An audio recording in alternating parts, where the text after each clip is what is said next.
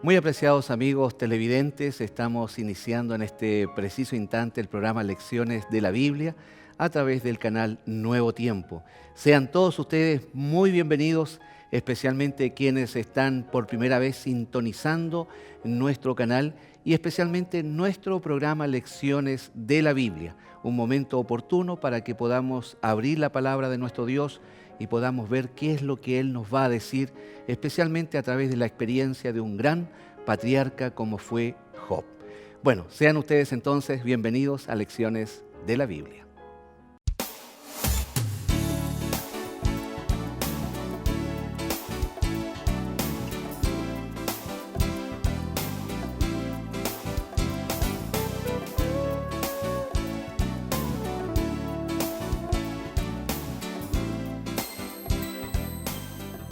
¿Descubrirás tú los secretos de Dios? ¿Llegarás tú a la perfección del Todopoderoso? Job, capítulo 11, versículo 7.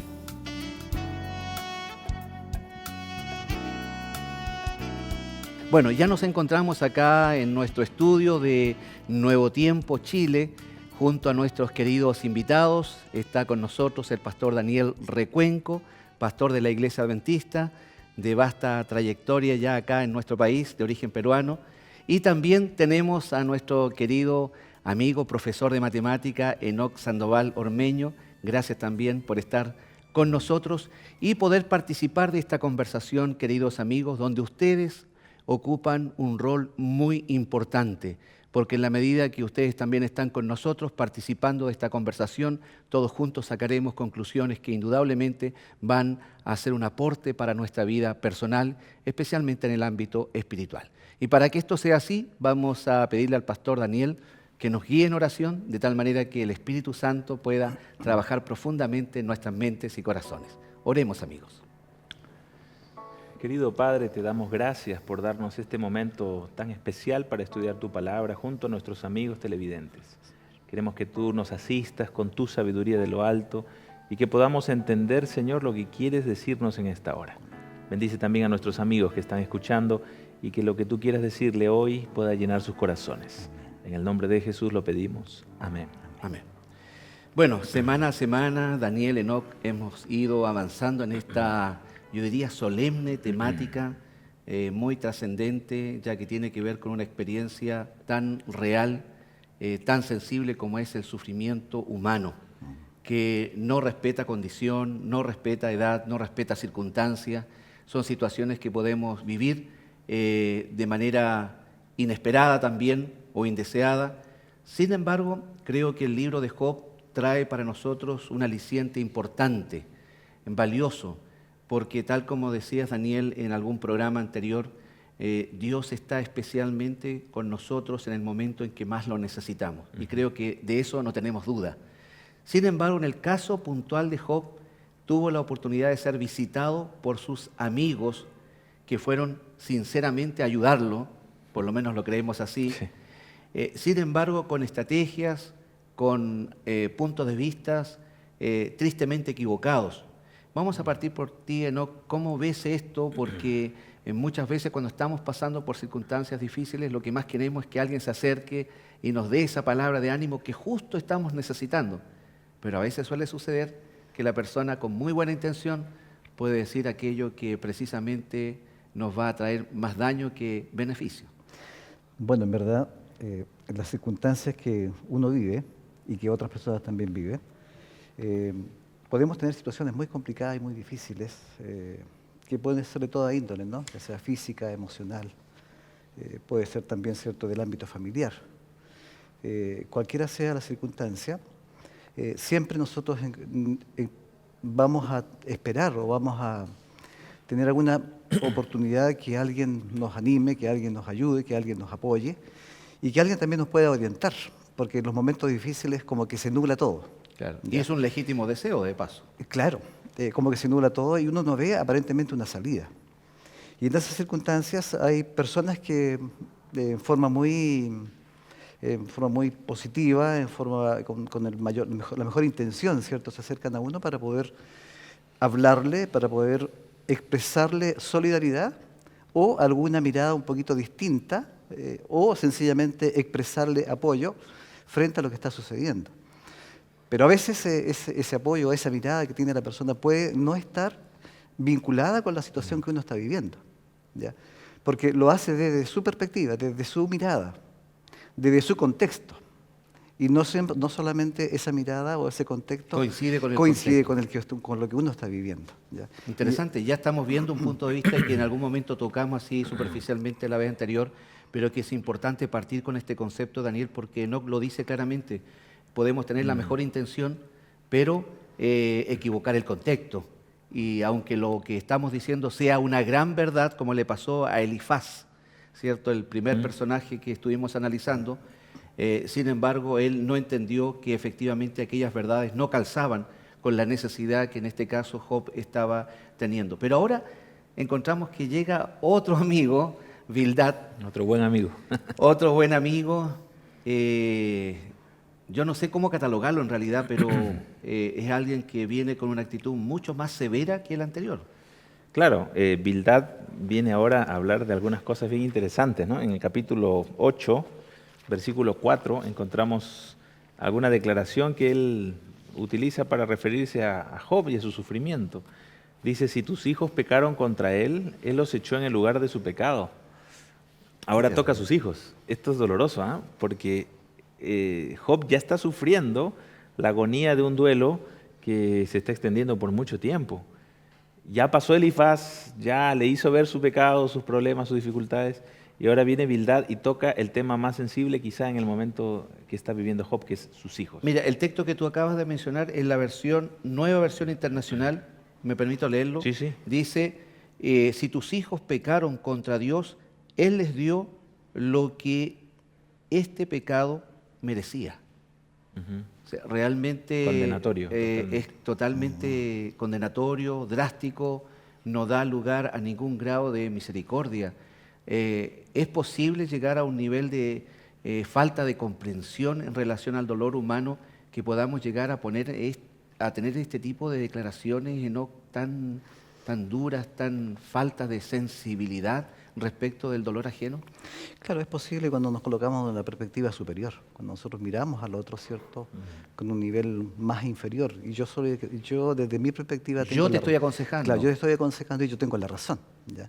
Y tengo la razón desde mi propia mirada, ¿ya? En este caso, Bildad, su mirada, ¿cuál era? Era mirar sus antepasados, mirar un poco lo que otros decían, y que la tradición también lo señala. Es interesante porque dice allí en el versículo 8 de Job, del capítulo 8 que estamos, ¿cierto?, leyendo, dice, pregunta tú ahora a las generaciones pasadas y dispone a interrogar a los padres de ellas.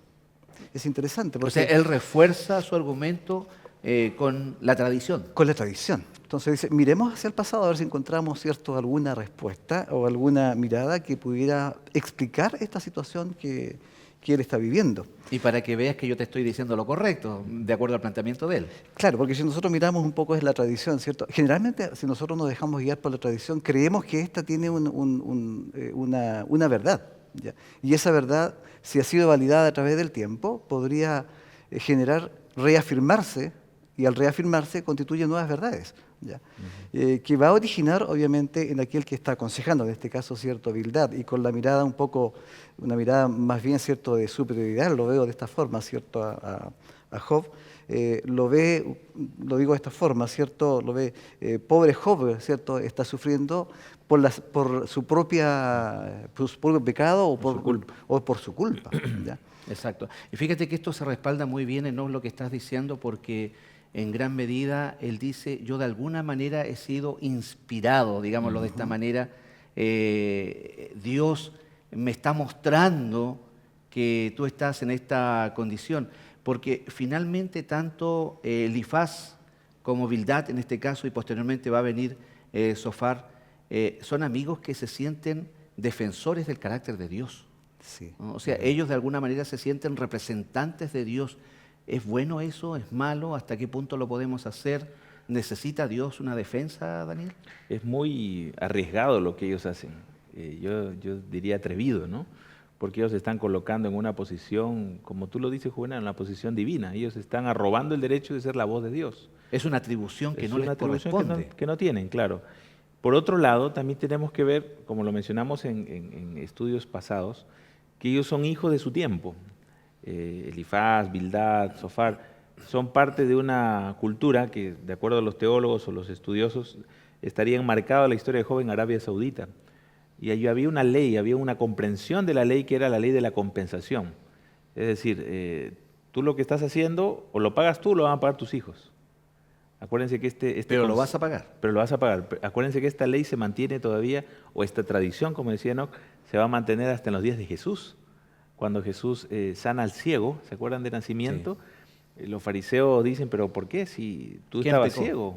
¿Quién pecó? Tú debiste haber pecado, tus padres, pero tú eras ciego de nacimiento porque alguien pecó en tu familia.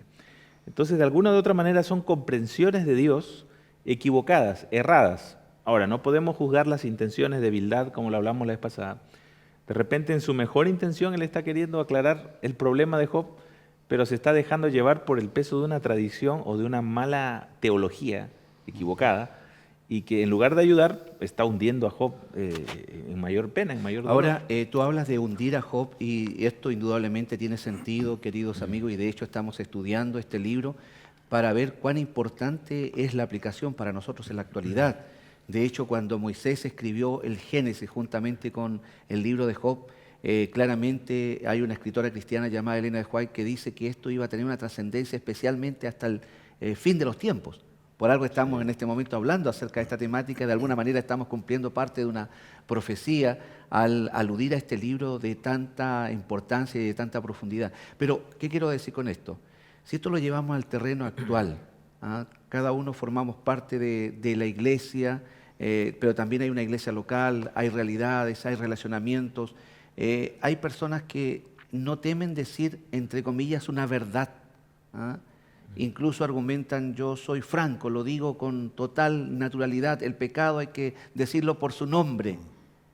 Pero suele suceder que muchas veces las personas que reciben esta amonestación o exhortación, como queramos llamarle, simplemente se van. Gracias a Dios y a la fortaleza de la fe de Job, él permaneció, pero muchos no pueden contar la misma historia. ¿Cómo abordamos una situación de esa naturaleza sin pasarnos al otro extremo, donde a lo mejor somos displicentes con la realidad que queremos, entre comillas, condenar? Bueno, podemos encontrar estas situaciones, si lo traemos al tiempo presente, ¿no? Sí. Podemos encontrar estas situaciones con personas que a veces son obviamente demasiado duras en sus apreciaciones. E inclusive se atreven a usar la Biblia, ¿cierto?, para justificar las apreciaciones o las opiniones o la condena que pueden tener sobre otras personas. Sin embargo, cuando nosotros miramos, ¿cierto?, esa forma de proceder y miramos, ¿cierto?, lo que la Biblia nos señala, se apunta más bien a una sensibilidad que nosotros debemos tener con respecto a esto, de poder empatizar o conocer al otro, saber un poco más lo que el otro está sucediendo, lo que le está ocurriendo al otro, ¿ya? Y en ese conocimiento que yo pueda tener, obviamente, acercarme para ver puntos de contacto. Bueno, de acuerdo a lo que planteas, entonces queda muy claro que la declaración tanto de este amigo como el amigo anterior y el que viene son excesivamente precipitadas, porque no evalúan qué es lo que está pasando, cuál es el sentimiento. Aquí predomina más bien la verdad teológica. Yo creo que esto es así, como ya lo mencionamos, forma parte también de una tradición teológica que se viene heredando. Sin embargo, con esto podemos cometer un gravísimo error y, como decías tú, Enoch, no contextualizar realmente la situación que está viviendo la persona. Ahora, dentro de esto, Daniel, en el caso puntual de Bildad, él no solamente asume este rol, sino que él se siente, como decíamos, representante del carácter de Dios. Decíamos que es peligroso poder sentirnos en esa postura, pero en alguna medida también Dios espera que sus hijos le representen y le representen en forma adecuada. Podríamos decir que estaban a su manera, pero haciendo algo que Dios espera de nosotros. ¿Cómo equilibramos ese pensamiento? Es complejo. Dios quiere que le representemos desde el punto de vista de la obra transformadora que Él hace en nuestra vida. pero no de las opiniones de Él. Él es dueño de sus opiniones, Él es dueño de su voluntad. A veces en la vida pastoral me ha pasado que llega un hermano, una persona, un amigo y me dice, pastor, ¿por qué murió mi hijo? ¿Usted cree que se salvó? La vez pasada, unos meses atrás, una persona se quitó la vida y un amigo muy cercano de esa persona vino a mi oficina y me dijo, pastor, ¿usted cree que mi amigo se va a salvar? Se suicidó, se perdió. ¿Usted cree que se va a salvar? ¿Se va a condenar? ¿Qué va a pasar? Entonces, uno puede estar tentado a decir, mira, yo creo que, pero eso es estar arrobándose la opinión que solamente Dios tiene. Nosotros no tenemos idea, no tenemos claridad, ni tampoco pretendemos tenerla, de los juicios de Dios. Dios es soberano en su juicio. Él sabrá y Él considerará claramente quién se va a salvar y quién no, aun cuando podamos decir que el pecado que cometió tal o cual persona es horrendo. La Biblia dice, todos estamos destituidos de la gloria de Dios. Como decía Enoc, Bildad se toma o se arroba un derecho que no es de él. Y desde un nivel de superioridad trata de explicar las cosas a Job, pero en lugar de explicar pareciera que las enreda más, ¿no? Queridos amigos, estamos analizando esta materia muy importante, tiene que ver directamente con nuestros motivos, con la forma como procedemos, a veces con muy buena intención, pero de manera equivocada. ¿Qué necesitamos realmente tener para encontrar ese equilibrio? ¿Cómo logramos la sabiduría divina? Todo eso estamos analizando a la luz de este libro, que es el libro de Job, pero también de todo el contexto bíblico en general. Queremos invitarles para que vayamos a una breve pausa y luego estaremos nuevamente de regreso con ustedes en Lecciones de la Biblia.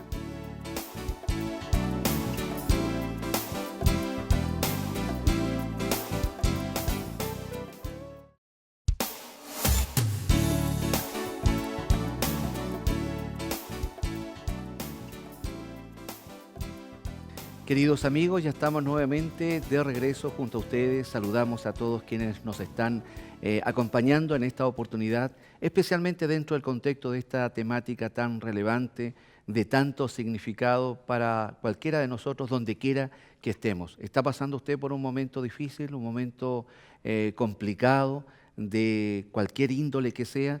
Bueno, el Señor tiene un mensaje oportuno para su vida, para la nuestra. Si no estamos pasando por una circunstancia complicada, posiblemente llegue el momento en que sí lo hagamos y necesitamos tener toda la fortaleza de lo alto para que ese momento sea un momento victorioso. Bueno, vamos a ver un testimonio de vida a continuación, de tal manera que podamos una vez más confirmar cómo el Señor manifiesta su poder, su soberanía y su inmenso amor, especialmente en los momentos de dificultad. Veamos lo siguiente.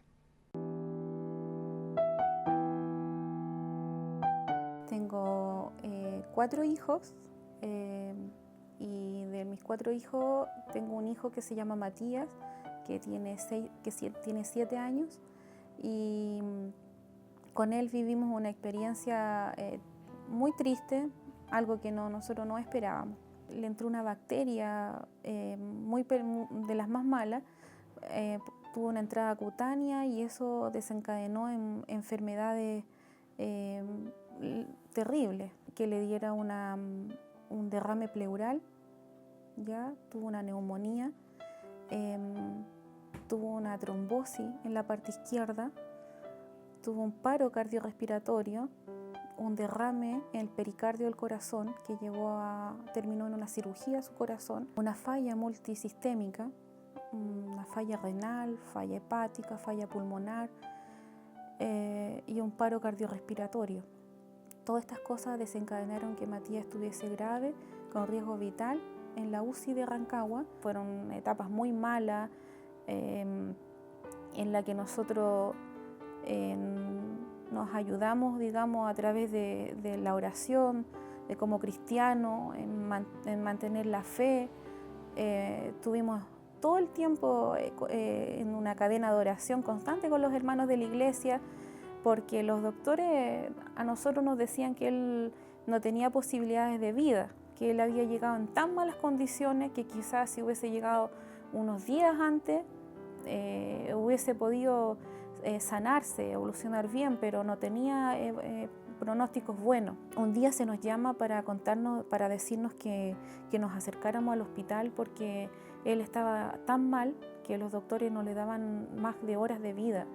Entonces tengo tan marcado ese día que mi esposo me dice que nosotros no nos íbamos a ir al hospital porque tenía fe, mi esposo tenía fe de que el niño se iba a sanar, de que la voluntad de Dios no iba a ser llevarse a Matías, que Matías iba a estar con nosotros. Y dentro de los hermanos que estaban orando, siento que el hermano me dice, mire Señor, usted haga su voluntad aquí, pero demuestre su poder, demuestre su gloria para que la gente que le falta la fe empiece a creer que hay un Dios vivo, un Dios de amor, un Dios generoso y que usted tiene la última voluntad, que usted es el doctor de doctores y que usted va a saber, tiene la última palabra. Sentí esa oración tan cercana, me caló tan hondo que camino a Rancagua yo le decía a mi esposo, sabes que anoche sentí un alivio, una paz tan grande cuando el hermano oró, que voy tranquila, voy con una paz tan grande, no espero nada malo, siento que algo bueno va a pasar. Llegamos allá a Rancagua y la doctora me dice, ¿le gusta la sorpresa? Me dice que nosotros tenemos. Y yo le digo, pero ¿cómo fue eso? ¿Cómo pasó? Me dice, mire, a mí no me pregunte, no me diga cómo, nosotros no nos explicamos, me dice, ¿usted se recuerda las plaquetas que habíamos revisado unos días antes que le tomamos a Matías? Me dice, donde yo le decía que, por ejemplo, los pulmones, la parte blanca era lo malo y la parte negra era lo bueno, me dice, mire las plaquetas ahora. Me dice tiene sus pulmones recuperados, la falla hepática desapareció, empezó a hacer pipí, ya no es necesario diálisis, cosas del corazón empezaron también a funcionar, y Matías está reaccionando, de hecho lo tenemos con ese apoyo de mascarilla en caso dentro de todo yo le digo, o sea, ustedes fueron los instrumentos de Dios, ¿cierto? Los instrumentos que usó Dios, pero Él fue el que estuvo acá dentro de todo momento. Yo hice un pacto con Dios, en ese momento, o sea, dentro de toda mi pena, dentro de todo mi dolor, yo le dije, ¿sabes qué, Dios? Hagamos el siguiente pacto, usted a mí me sana a mi hijo, me lo devuelve, no le pido que me lo devuelva sano, déjemelo. Y a cambio yo voy a contar nuestro testimonio de vida, para que todos sepan la grandeza de Dios, el poder de Dios, un milagro, o sea, fue un milagro para nosotros, para todos, hasta los médicos que son incrédulos incluso. O sea, por fe mi hijo se quedó, porque yo creo que yo hubiese perdido la fe en un momento, quizá otro hubiese sido el resultado, pero nos mantuvimos firmes en la fe y por eso nosotros agradecemos pero enormemente a toda la gente que nos ayudó, los hermanos de iglesia que se unieron y sobre todo a Dios. O sea, con Dios agradecidos eternamente.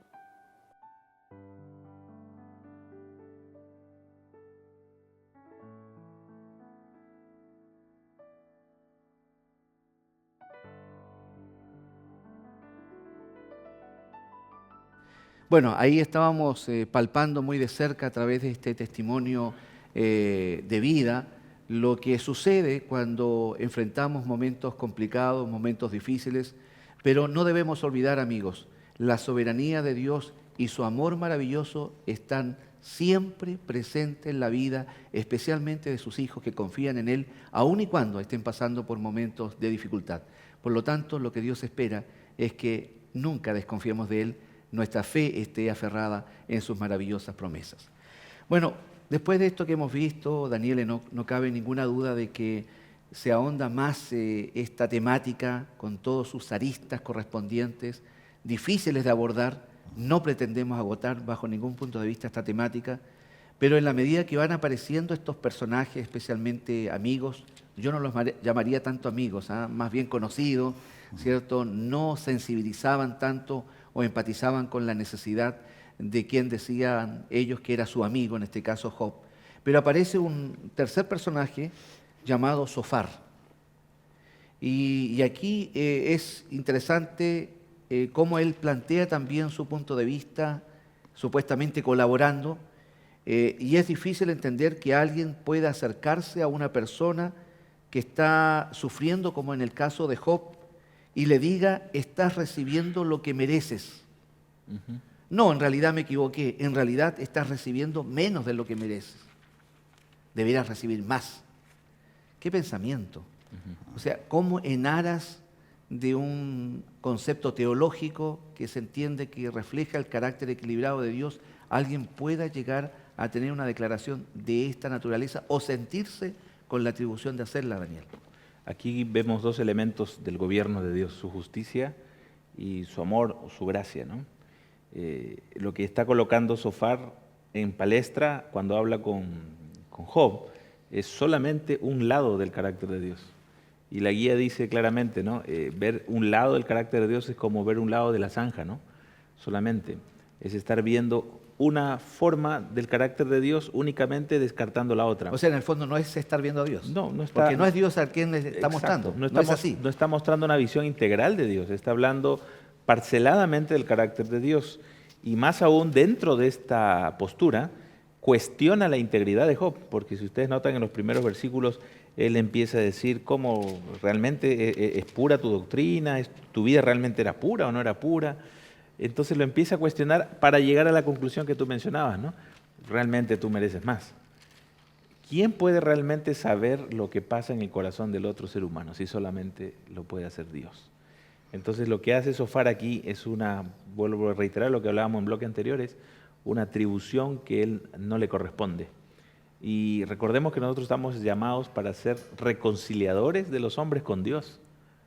Y aquí en este caso Zofar no está representando este elemento importante por el cual Dios nos llama a mostrar el verdadero carácter de Dios a través de nuestra vida. Ahora, tomando en cuenta un poquito lo que sucede al comienzo del libro de Job, los primeros 2 capítulos, especialmente cuando muestra el contexto del gran conflicto, ¿cuál crees tú, desde tu perspectiva, que es el origen de que alguien pueda llegar a distorsionar tanto el carácter de Dios, ya sea dentro del ámbito de la dureza, de la legalidad, como también en el ámbito de la compasión y la ternura?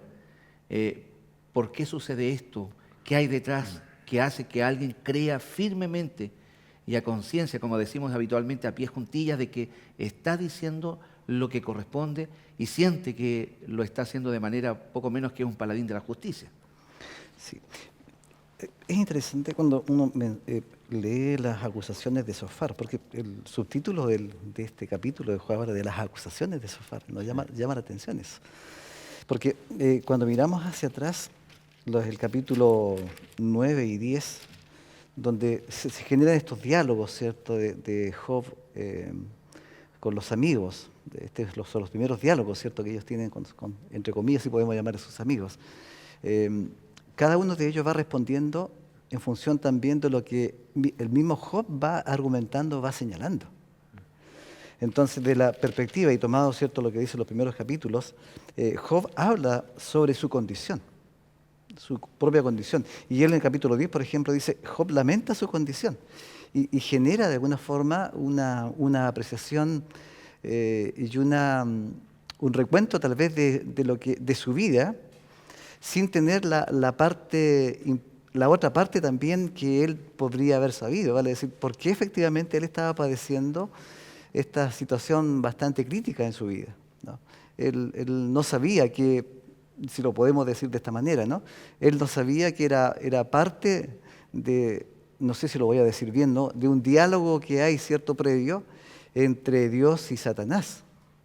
Ahí está el contexto. Claro, él no sabía eso y tampoco lo sabían los amigos. Claro. Entonces, todas estas declaraciones que nosotros encontramos cuando comienza, ¿cierto?, a expresar, porque son sentimientos desgarradores que uno ve en los capítulos, claro, ¿cierto?, anteriores. Él, ¿verdad?, en un momento, ¿cierto?, él como que lamenta haber nacido, inclusive menciona, claro, ¿no? Maldito el día. Maldito el día. Entonces, todas estas miradas que Zofar escucha, lo recoge. Y entonces dice en el versículo 2, verso 2 del capítulo 11, ¿cierto? Cuando le dice, las muchas palabras no habrán de tener respuesta, vale decir, por más que intentes argumentar y usar lindas palabras, ¿ya?, o usar palabras coherentes, muy arregladas, en verdad no me convences. No me convences, ¿ya? Lo que yo estoy viendo acá es efectivamente, estás recibiendo una retribución en función de lo que tú tienes tal vez oculto y no lo has exteriorizado. Y que por lo tanto mereces. Y por tanto mereces, efectivamente. Entonces vemos acá, efectivamente, en Sofar que es mucho más cruel, yo diría, que Bildad y Elifaz. Parece que cada uno le va colocando su énfasis especial con un grado de crueldad mayor. Sí, pero observa que este de colocar un poco más o ir generando, ¿cierto?, más una mirada mucho más crítica y más cruel, si podemos usar nuevamente esa palabra, lo veo más bien en relación a los mismos diálogos que Job va teniendo. Porque lo que hace lo que se escribe acá en el capítulo 11, tal vez es una respuesta de lo que hay en el 9 y 10, ¿ya? Es una respuesta del capítulo 9 y 10, y si lo vemos también de esta forma en el capítulo 8, cuando Bildad, ¿cierto?, se presenta sus apreciaciones, también está vinculado con los capítulos anteriores. Entonces, cada uno ahora empieza a recoger sus verdades y su mirada, ¿ya? Y veis que hay ciertas justificaciones de Job con respecto a esto. Entonces, Sofar es muy crítico, le dice, no me convences. Hay mucha palabrería en tus apreciaciones. Correcto. Ahora, dentro del contexto de esta palabrería, bueno, tanto Job tenía sus argumentos para defenderse, Sí, muy como ellos también usaban el mismo vehículo que es la palabra precisamente para intentar, entre comillas, consolar o justificar la postura que ellos tenían. Ahora, Daniel, aquí el tema, según ellos, era la palabrería, la excesiva palabrería, pero puede ser que efectivamente Job haya dicho más de lo que debería haber dicho. Él a lo mejor hubiese guardado silencio, estaba viendo que ellos no estaban diciendo cosas coherentes prácticamente, estaban muy fuera del punto y del foco de lo que realmente estaba viviendo, o era el momento también para que Job, desde su perspectiva, defendiera también no solo su postura, sino también el accionar de Dios en su vida.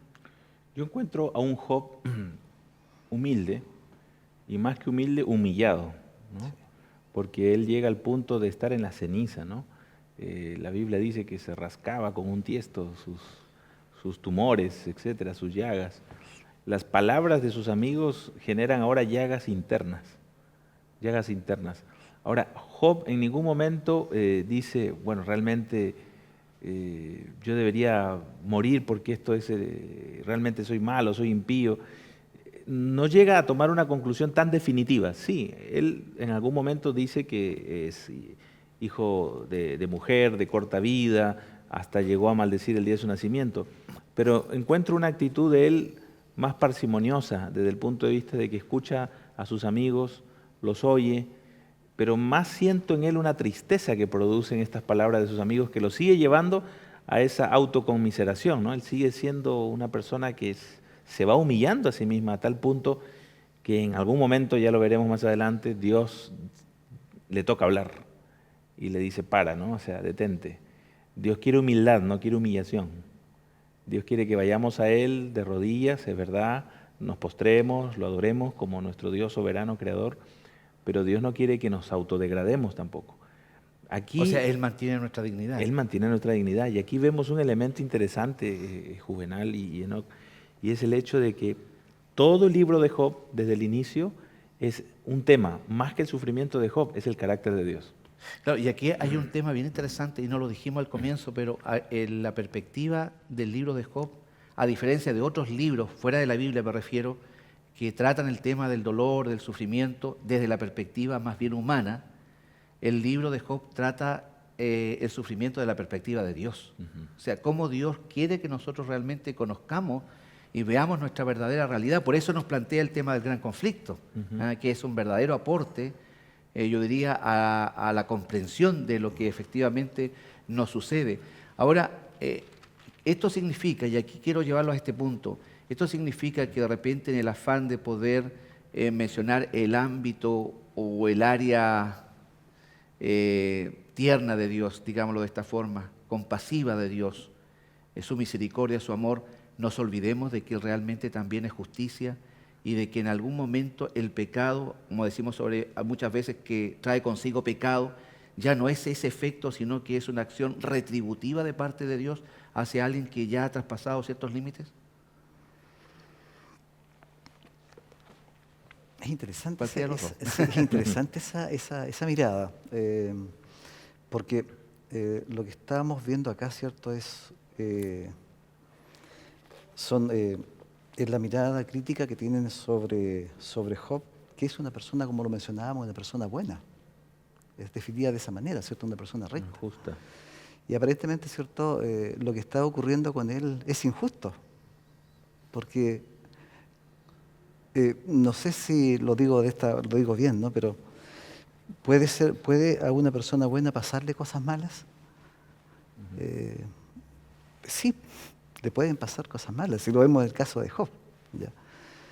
Sin embargo, y la Biblia también señala situaciones críticas que vivieron, que a pesar de las advertencias que estas personas o pueblo tuvieron, fueron castigados. Porque efectivamente la maldad que ellos, o los pecados que ellos cometieron, a pesar de las advertencias de Dios, no fueron oídas. El diluvio sería un El ejemplo diluvio de sería esto, un caso. un ejemplo universal en este Claro, caso. el diluvio sería un caso. Bueno, queridos amigos, estamos ya llegando poco a poco al tercer bloque de nuestro programa. Queremos agradecer la sintonía que ustedes nos están brindando. Vamos a una breve pausa y ya retornamos junto a ustedes.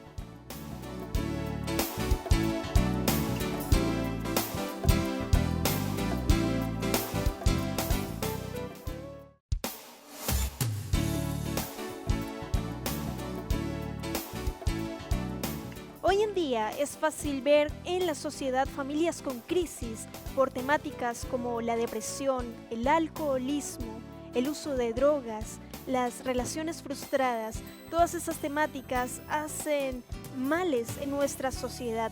Seguramente si en nuestro mundo tuviésemos más familias felices, seríamos un mundo mucho mejor.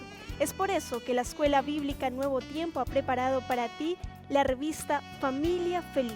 En este material encontrarás 10 temáticas muy interesantes acerca de la educación con los hijos, el arte del perdón, elegir con quién te vas a casar y otros temas que te ayudarán a hacer de tu hogar un hogar de esperanza y un hogar feliz.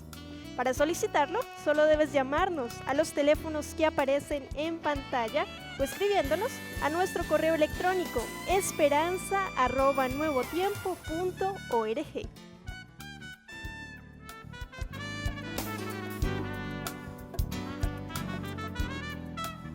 Apreciados amigos televidentes de Nuevo Tiempo, estamos nuevamente de vuelta junto a ustedes y tal como lo mencionamos en el bloque anterior, estamos llegando a la parte final donde normalmente tratamos de dejar algunos conceptos, conclusiones de todo lo que hemos dicho, porque creemos firmemente que todo lo que Dios quiere que nosotros aprendamos tiene un efecto práctico también para nuestra existencia, sobre todo en la forma como tratamos con el dolor humano.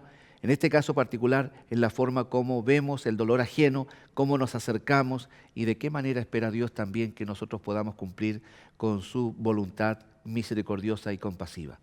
Bueno, ya hemos avanzado enormemente en esta materia, Daniel, Enoc, pero aquí no hemos dicho todavía algo que tiene que ver directamente con la retribución final.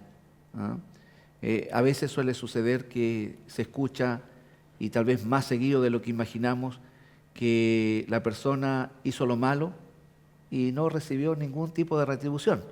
En cambio, como decía Enoc, personas que han hecho lo bueno, ¿cierto?, han seguido el camino como corresponde, el camino del Señor, han vivido situaciones realmente complejas, delicadas y tristes, penosas.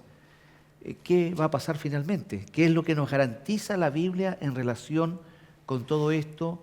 ¿Y por qué tenemos que o deberíamos estar tranquilos frente a todo lo que va a acontecer hasta el final de los tiempos?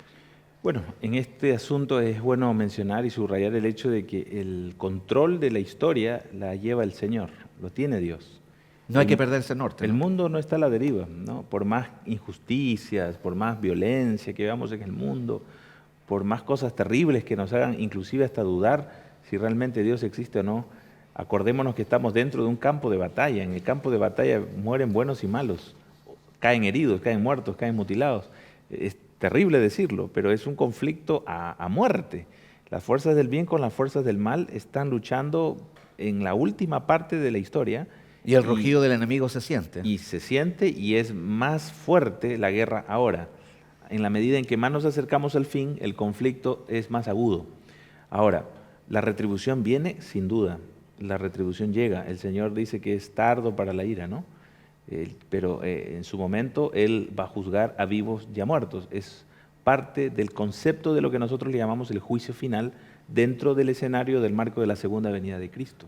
Por lo tanto, Enoc, esto estaría respondiendo a la inquietud o postura, mejor dicho, de algunos que dicen que Dios es tan bueno, tan amante, tan misericordioso, que finalmente de alguna forma o manera se las va a arreglar para que todo el mundo se salve, digámoslo en esos términos.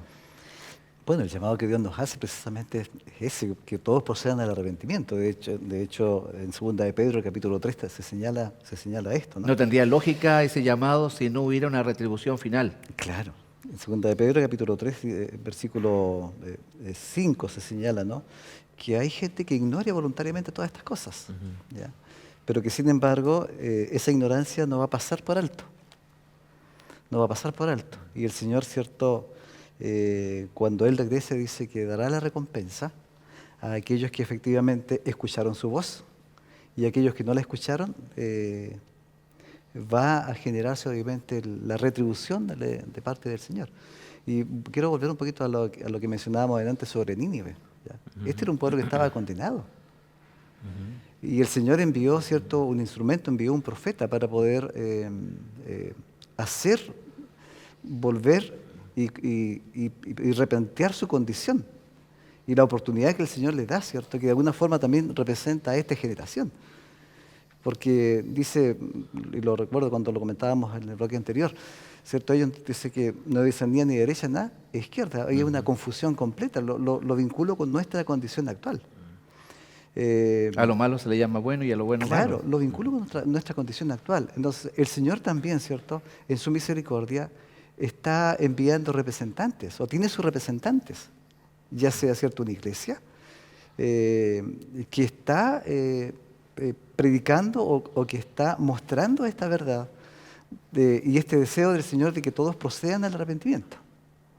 En el caso feliz que termina, ¿cierto?, Nínive, ellos se arrepienten. El Señor también desea que todos nos arrepintamos o todos escuchemos su voz.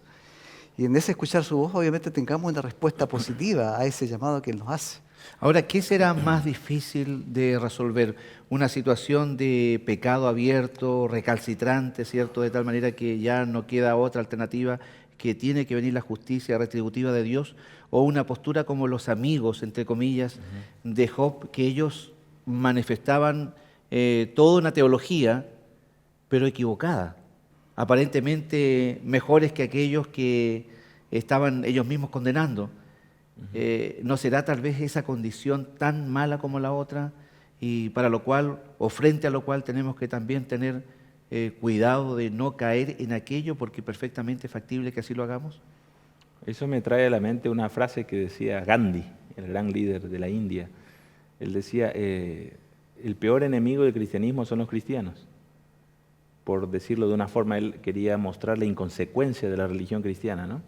Él tuvo una mala experiencia de niño cuando fue a una iglesia cristiana, era muy amante de la historia de Jesús, y él quería conocer a Cristo, entró a una iglesia en India y no lo dejaron entrar por su color, ¿no? Le dijeron que la iglesia para los negros estaba en otro lugar. Eso lo marcó tanto que él dijo... brutalidad, ¿no? Que es una brutalidad. Que él llegó a decir en algún momento aquella frase, y la otra tan famosa que dijo, cuando los cristianos sean como Cristo, la India y yo seremos cristianos, ¿no? El tema va por el lado de nuestra vida, cómo nosotros representamos y ejemplificamos el amor de Dios. La gente no va a ser sanada por teorías, la gente va a ser sanada por el amor práctico de Dios. Lo dijimos en estudios anteriores, el Señor Jesús enseñaba doctrinas, enseñaba verdades teológicas. No era solamente abrazos y besos, él enseñaba verdades teológicas. Y cuando lo hacía, en algunas ocasiones, llegaba a ser bastante fuerte. Los discípulos dijeron, palabra dura es esta, Señor, cuando él dijo algunas verdades específicas a los fariseos. Pero al mismo tiempo, él tenía un amor práctico. Por ejemplo, vio las multitudes, dice, con compasión y les dio de comer. Vio al ciego, le devolvió la vista. Vio al cojo, lo hizo andar. Es decir, la mezcla de justicia y de amor era un solo elemento en la vida de Cristo. Integral, no estaba dividido, no estaba separado. En cambio, en las acciones de los amigos de Job, nosotros encontramos un desequilibrio, se polarizan. Y al polarizar sus opiniones y al polarizar sus ideas teológicas o sobre Dios, lo que hacen es dejar una mala impresión de Dios en la vida de Job. Menos mal que Job tenía una relación muy estrecha con Dios. Pónganse a pensar si Job hubiera sido una persona que hubiese tenido poco conocimiento de Dios o no tuviese la experiencia que tuvo Job. Hubiese renegado de Dios. Absolutamente. La obra de Bildad y sus amigos hubiese sido destructiva totalmente. Entonces es bueno destacar, por otro lado, la manera como se sostuvo Job en medio de la tormenta. Se agarró del mástil de la cruz de Cristo y se sostuvo en medio de la tormenta tanto trágica que tuvo como de la tormenta de opiniones terribles que recibió de parte de sus amigos. O sea, a la luz del gran conflicto y de lo que ellos no entendían, como decía Enoch hace un momento atrás, no estaban conscientes de esta realidad, podemos decir entonces que los amigos de Job estaban siendo motivados por un espíritu del mal.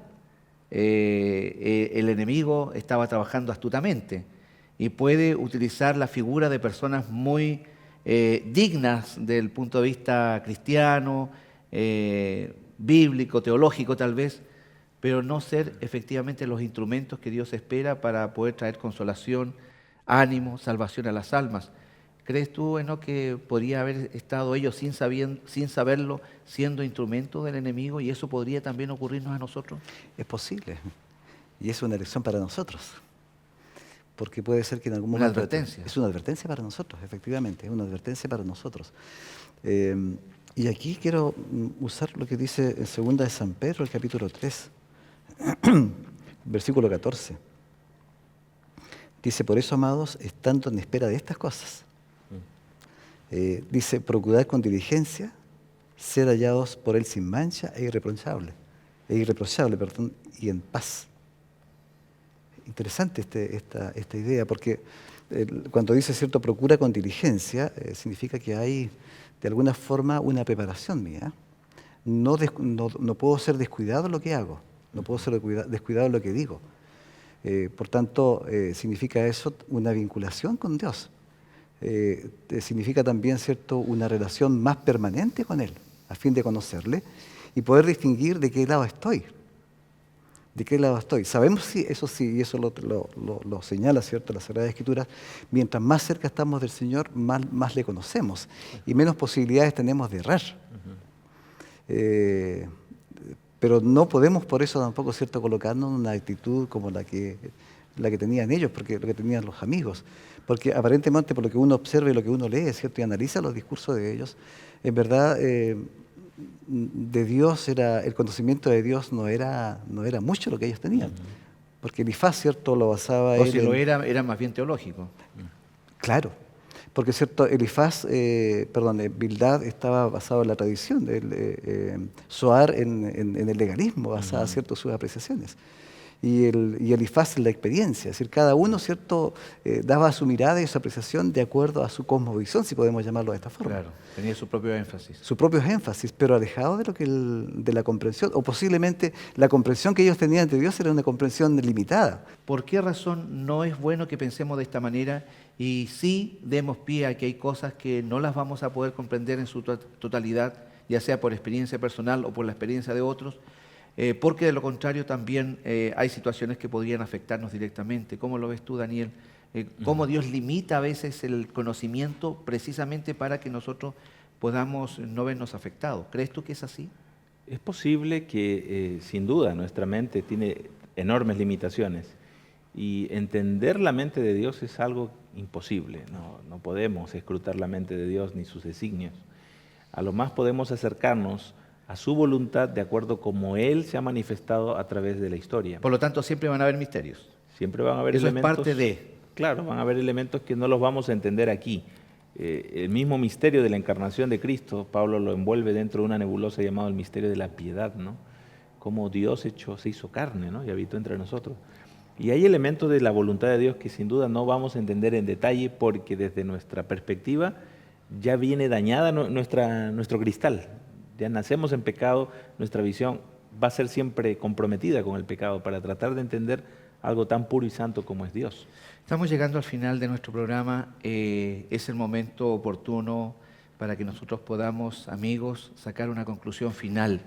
Creemos que Dios tiene un mensaje muy directo hacia nuestras vidas, en el sentido de que Él está, como dijimos al comienzo, junto a nosotros, con nosotros, en el momento de la prueba, de la dificultad. Daniel, ¿qué mensaje quisieras aprovechar de entregar a nuestros amigos televidentes? Sobre todo si alguien se ha sentido afectado por alguien que ha llegado, le ha traído un mensaje que no ha sido el más alentador y que a lo mejor, lejos de sentirse bien, se ha sentido peor. O tal vez está pensando, ¿qué hago con aquel amigo, amiga, vecino, no sé, algún familiar que está pasando por una situación complicada y difícil, pero no sé cómo abordar la situación? Bueno, queridos amigos, estamos llegando a esta parte importante del estudio, donde tenemos que quedarnos con un mensaje final, con qué nos vamos a la casa o con qué nos vamos en el corazón. Finalmente, qué importante es recordar que Dios nos ama, que Dios se compadece de nuestras limitaciones. Si tú eres un cristiano, un creyente, eres miembro de alguna iglesia y te has visto tentado a juzgar a otros, inclusive a condenar a otros por sus actitudes, por más justificadas que sean, recuerda que el mismo Jesús no condenó a la mujer adúltera, sino que por el contrario, la levantó, la vindicó delante de sus propios enemigos, la perdonó. El amor de Dios es lo que sana. Así que yo te invito para que tú seas parte de ese maravilloso amor reflejado a través de tu prójimo. Y si tú eres una persona que has pasado por una experiencia dolorosa, te han dañado, tu corazón está roto, está herido, todavía hay heridas abiertas, permite que Jesús entre en tu vida. Dice el apóstol San Juan en 1 de Juan capítulo 1, versículo 9, si confesamos nuestros pecados, Él es fiel y justo para perdonar nuestros pecados y limpiarnos de toda maldad. No hay pecado tan grande que el amor de Dios no lo sea aún más. Amén. Te invito para que oremos juntos. Gracias, Señor, por el estudio de tu palabra y gracias porque tu amor es mucho más grande que aún nuestras propias faltas. Porque cuando el pecado abundó, sobreabundó tu perdón y tu gracia. Acógenos en esa gracia en esta hora y así como hemos sido perdonados, que podamos ver en otros también la oportunidad de perdonar y de aceptar. Amén. Ayúdanos a ser comprensivos, bondadosos, tiernos. Amén. Y mostrar tu verdadero carácter a través de tu obra transformadora en nuestras vidas. Amén. Bendice a nuestros amigos que están escuchando este mensaje y a aquellos que están heridos, dolidos por alguna situación, que recuerden, Señor, que la mano de Jesús está todavía viva y desea sanar su corazón. Amén. Oramos en el nombre precioso de Jesús. Amén. Amén. Bueno, apreciado Daniel, Enoc, gracias por haber estado con nosotros acá en Nuevo Tiempo, poder compartir la experiencia de lo que se ha ido sumando a través de nuestra propia vida en relación con esta temática y compartirla también con nuestros queridos amigos televidentes. Amigos, gracias porque ustedes han estado, participando también de esta conversación a través de la pantalla. Deseamos las más grandes y ricas bendiciones para su vida y especialmente, como ha sido mencionado, si está pasando por un momento de dificultad, un momento complicado, difícil, recuerde que el Señor está ahí para ayudarnos y Él espera que su fe, nuestra fe, esté completamente depositada en sus brazos de amor. Muy bien, será hasta la próxima vez cuando nos volvamos a encontrar en Lecciones de la Biblia.